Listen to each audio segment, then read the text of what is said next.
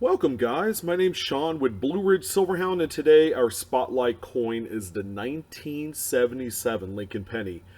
Believe it or not, it's a common date that generally is passed up in the annals of coin collecting, pocket change searching, and coin roll hunting, and today we're going to dive right in as to why you should not ignore this date of Lincoln cent. You'll be pleasantly surprised. But before we go ahead and get started, as always, if you haven't done so already and this is your first time here, feel free to subscribe, hit the bell for instant notifications. It's going to help out your boy Blue Ridge tremendously. In addition, we are going to be doing a bevy of giveaways for the summer that goes all the way to Labor Day. It's my way of giving back to not only the viewing patrons of the channel, but also to the subscribers that have been around for as long as I've been around. Couldn't have done it without you, and I want to thank everyone for your views and support.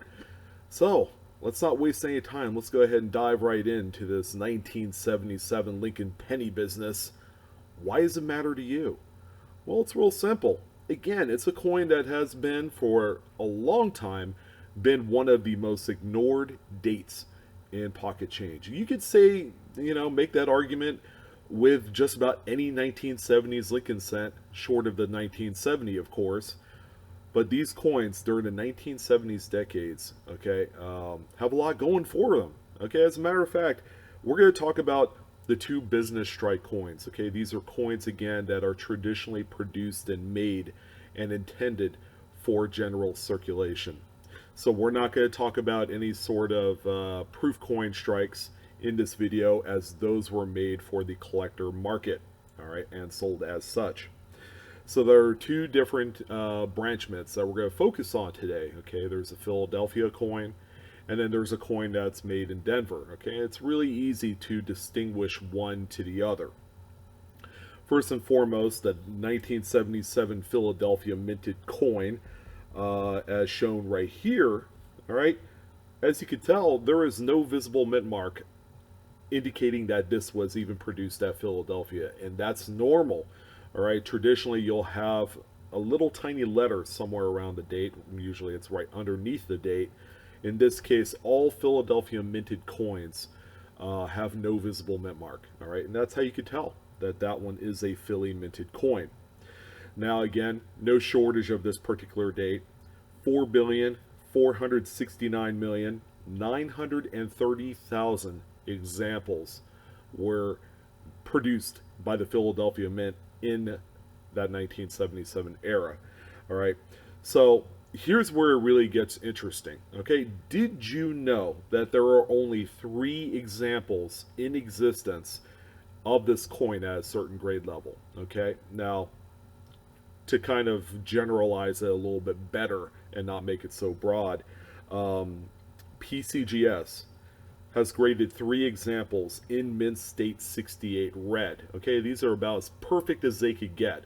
70 being the top grade, 68 is no slouch. It is a tremendous numerical grade for a coin from the 1970s. So only 3 examples exist, and I'm happy to say that these coins are really, really valuable.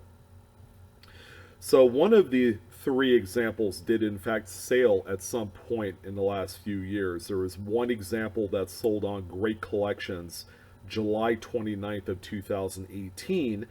This one was one of those PCGS Mint State 68 red examples, and it sold for $5,625.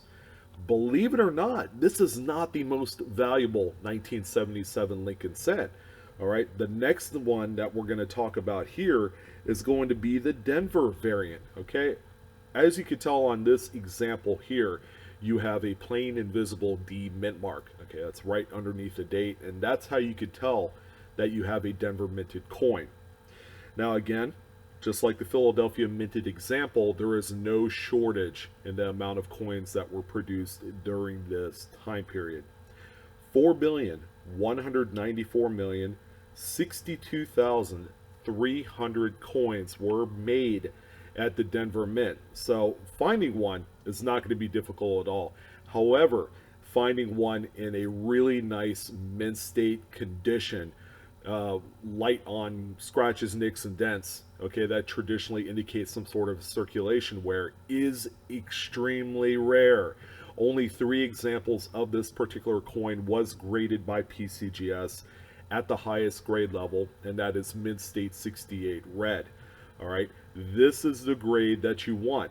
The real question is, what's the likelihood that you could find something like this in pocket change? Well, you never know.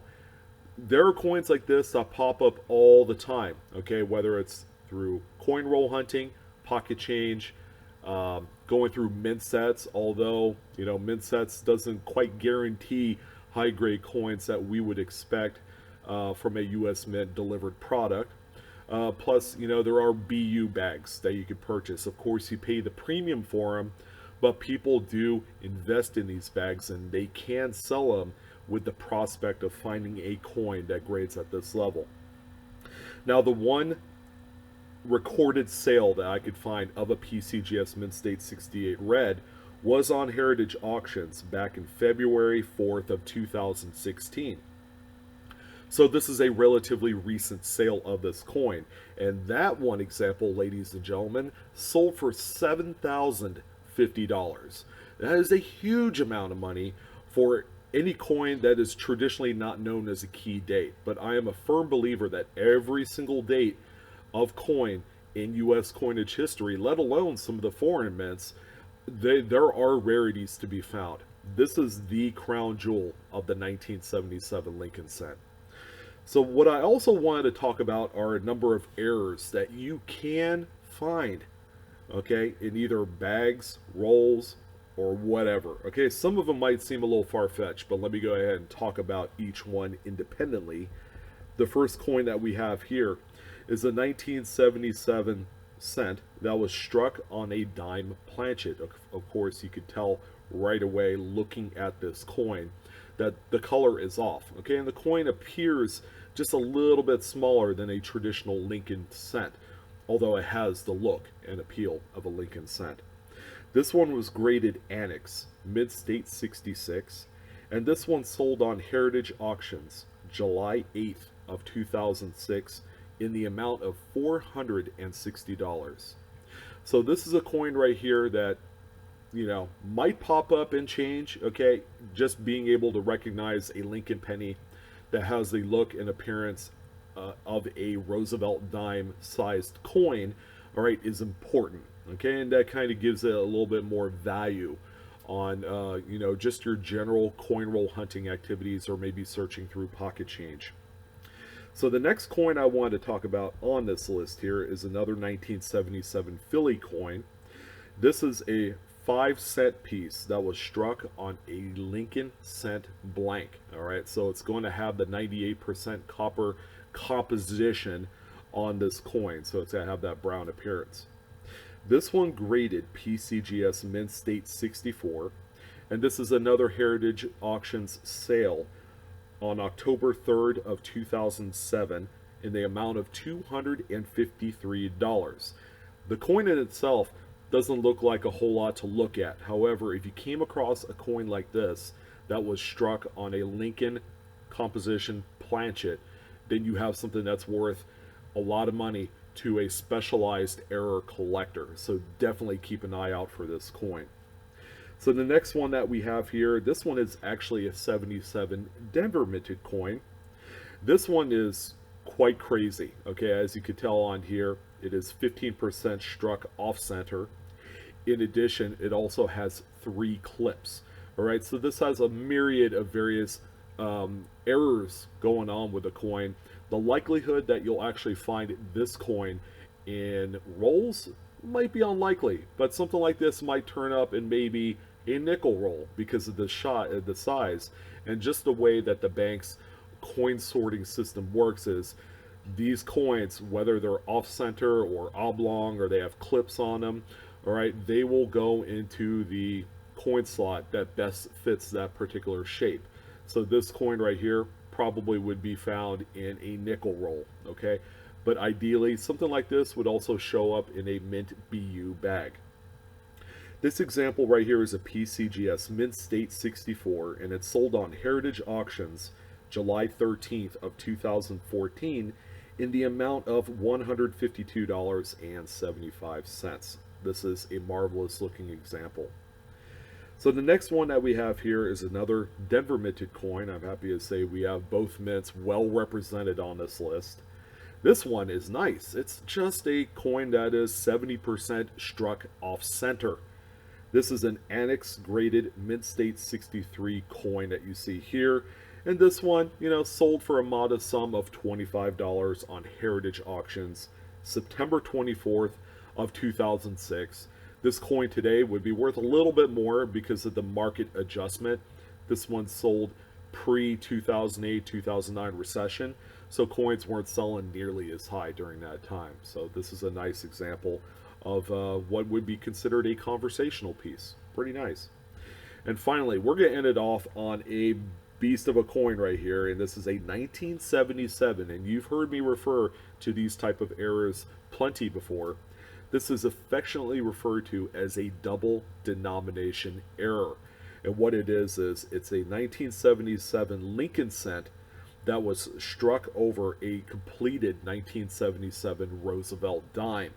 All right, so an already struck dime inadvertently made it back into the bundle of Planchets for Lincoln cent production. And there you go. The coin ended up in the striking chamber. It was struck with the Lincoln cent impression. And then you have a coin that is spicy. This is one coin that traditionally in the error community is highly sought after, highly regarded, and highly revered as one of the top errors that they look for. All right, this one right here is a PCGS Mint State 66 example. And this one's sold on Heritage Auctions March 27th of 2004 in the amount of $2,530. And there you go, guys. That's a selection of 1977 Lincoln cents that sold for quite a bit of money, okay? From the low end all the way to the top end, you have a great representation of coins that you should be able to look for in your pocket change. So as long as you know what you're looking for, then you might have something that's worth a lot of money. I want to thank you guys for joining in on this broadcast of the 1977 Lincoln Cent series, and that's both the Philadelphia and Denver coins. I'm your host, Sean, with Blue Ridge Silverhound. Feel free to like, share, subscribe, hit the bell for instant notifications, and yeah, have fun hunting, enjoy, and I'll see you on the next one. Take care.